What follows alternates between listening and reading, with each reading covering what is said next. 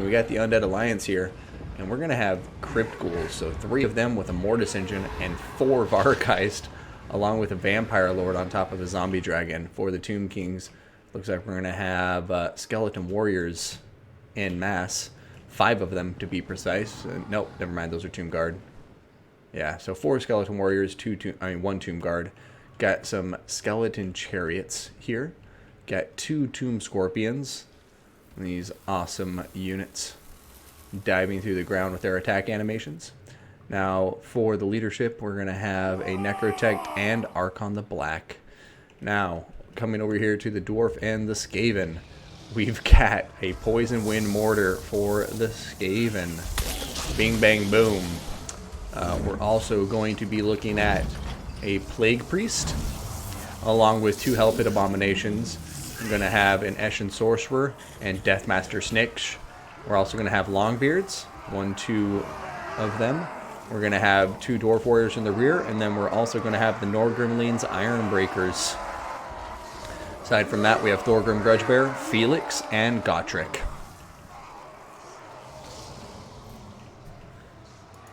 Man, they're lucky there is no Ushapti with great bows or, something like that, because then this Dwarf Skaven army would have a lot of trouble, I think.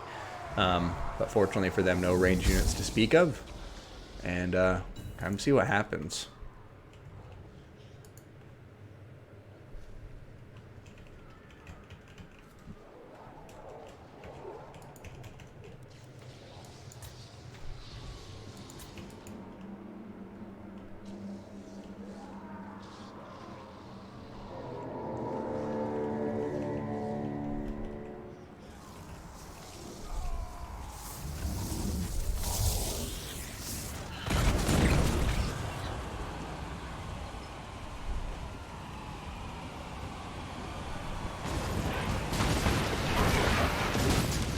Very nice connection on top of those Skeleton Warriors.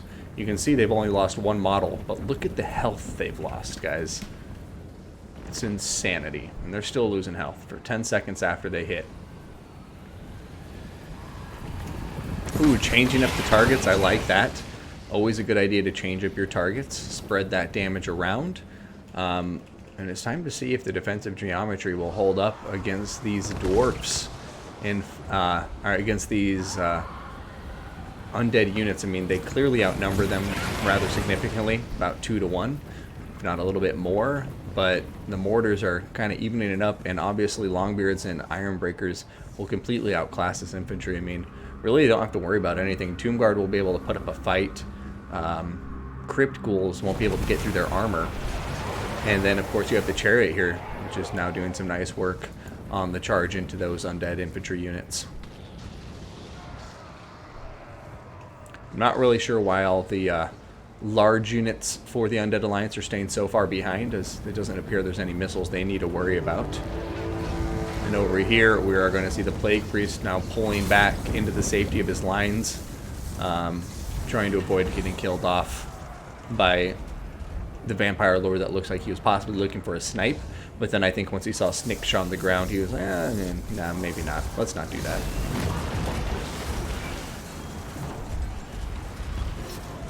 Alright, over here, riding into combat is Archon the Black. Archon the Black, obviously not the toughest lord in combat, so have to be careful, but it looks like he may have been using him as bait. So now the Vargeist can come pin these guys in place. The Vampire Lord is here, the Mortis Engine is here, and everybody's coming in to get a piece of the Hell Pit Abominations, and in particular the Plague Priest, I believe. Looks like it's not going to be too much of an issue either way. Neither player really getting a terrible trade there, I would say. So some nice high-level play from these 2 teams so far. Over here, Poison Wind Mortars look like they're getting ready to fire away. And this time, probably going to focus on the Tomb Guard if I were them. And the Longbeards coming over here to help protect this flank, like the maneuvering so far. Meanwhile, Norgrimleen's Ironbreakers open fire and shatter those Skeleton Warriors after a single volley. And I can imagine them doing this to a few undead units in the near future here. Oh, there it goes on top of the Spearmen, or these Sword Warriors, and once again, shattered again after 1 volley. And I think that's going to be the last volley, but I would say definitely getting value here, destroying 2 units of Skeleton Warriors with your 2 volleys of blasting charges from the Ironbreakers here. One thing the Dwarfs have to look out for is the breath, and it looks like we're about to see that breath, but it's actually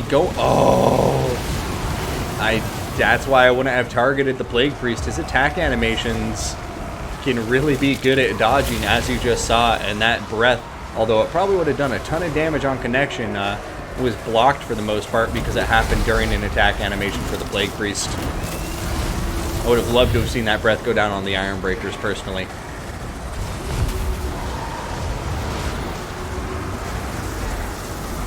Alright, Vampire Lord going into combat. Eshin Sorcerer, God Trick, and everybody turning around to try to fight him, but he's going to be able to pull out with the superior mass by the looks of it. And it does look like we're about to see a purple sun. Oh my goodness, that purple sun just deleted those Dwarf Warriors, but it looks like it's kind of veering off into the unknown, doing some friendly fire into the Crypt Ghouls and missing the Ironbreakers. Very fortunate for Team Han here.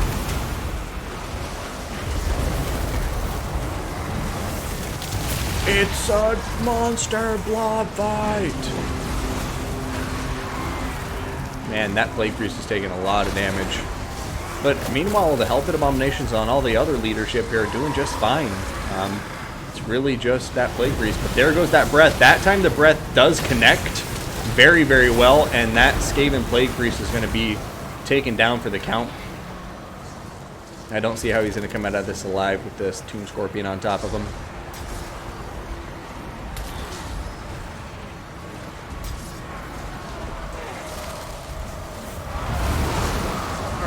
Bit laggy here and there. It continues to come in and out with the smoothness. One of the Tomb Scorpions is dead, and I completely missed that event. Oh man, there goes the Deathmaster Sigil on top of the Vampire Lord, and now it looks like, oh yeah, not going to last long enough for Sniksh to get in there and do any damage. He's going to take off into the air before Sniksh can close the gap, and now Sniksh is running back into the safety of his blob, where he's probably just hoping to snipe units one by one as units continue to focus on the larger guys. Him being an infantry unit makes him quite tanky when he's in these blob engagements, especially with his attack animations. But right now it does look like Team Han is taking the lead in a quite significant way with this Dwarf Skaven alliance so far. Vampire Lord continues to dive in and out, being used quite nicely, I would say. You know, getting in there, getting out in a timely manner before it can take too much damage, but it looks like this may be a turning point as Deathmaster Sniksh comes in there and gets a nice hit off on top of him, as the Helped Abomination also gets some nice damage in. But once again, yeah, he's going to be able to take off with relative impunity.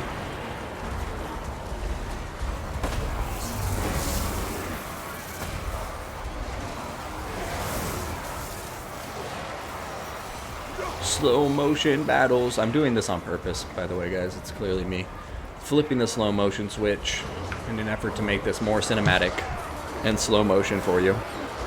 But yeah, I mean, we'll see if this battle turns out like some of the other battles we've already witnessed today, which is the undead looking like they're in a really bad spot and then somehow winning the day.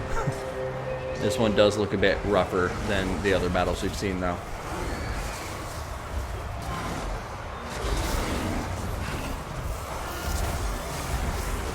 Oh, breath going down on top of Felix, doing quite a lot of damage, but Felix is no chump. He's going to have a Spirit Leech on top of him too, though. Zombie Dragon going to be pulling in and then pulling out immediately. And there goes a Helping Hand on top of Felix to get that damage resistance. Crypt Ghouls coming in to pin those units in place. And we'll see. I mean, a Mortis Engine, a Zombie Dragon, and Archon the Black, those are all powerful tools. And theoretically, I could see them bringing this back. Killing off Felix is, I agree with that target. Take out Felix as quickly as you can, because if you can kill Felix, you can stop the healing on top of the hero squads. But every time he does that, it's just a really risky maneuver, because it allows him to get sigiled in place and get smashed in the back by a bunch of enemy units.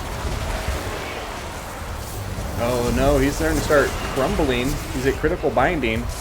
Invocation to Heck is on top of him and the Charmed Shield. And honestly, that Vampire Lord just needs to be careful. I would say stop diving in after Felix and just start focusing on periphery units, getting terror routes, and routing off the infantry. Because that's really the only way you're going to be able to defeat this Skaven dwarf blob, because the Norgomion's Ironbreakers are still in here, still very healthy. I really would have liked to have seen a breath go down on them quite a while ago. But there goes the Lord again. Ooh, a huge hit on Felix that time. Followed up by another nice hit, not quite as good as the first. But now the Dragon Lord is, the Vampire Lord is running away as quickly as he can, dragging his dragons, intestine across the floor as he does so. But yeah, this is just looking better and better for the Skaven and the Dwarfs by the minute.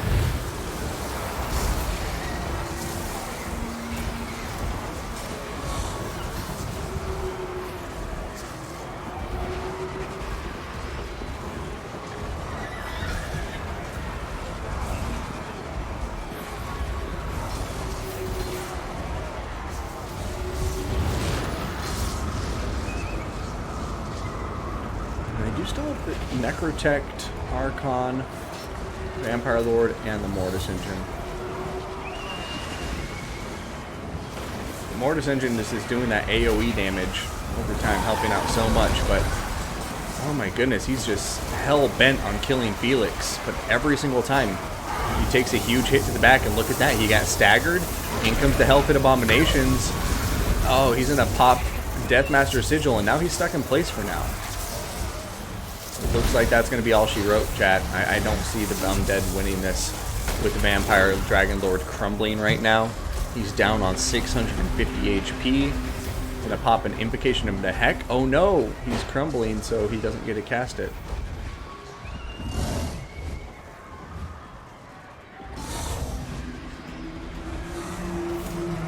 And a noble effort. Oh! This could be it. Did Deathmaster Snitch get himself killed by jumping way out of position? Here comes the summon to help block units in. And Hellpit Abomination's going to be coming over, trying to help out. Oh, there goes the Shatter, though. So, Vampire Lord going to die, and that's going to be a GG to our players here. And Han going to take that first battle in a very nice fight.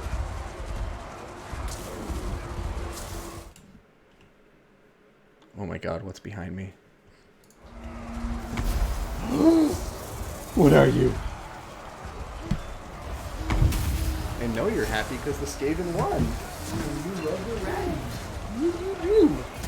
Say hello, Frank. Hi. You just want to play. It's like, I'll show you how to play Skaven.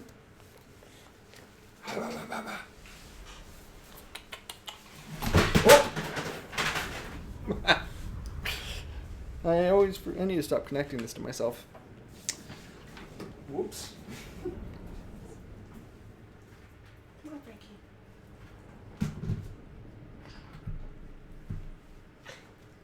Alright, no harm, no foul. I think we're good. Come on.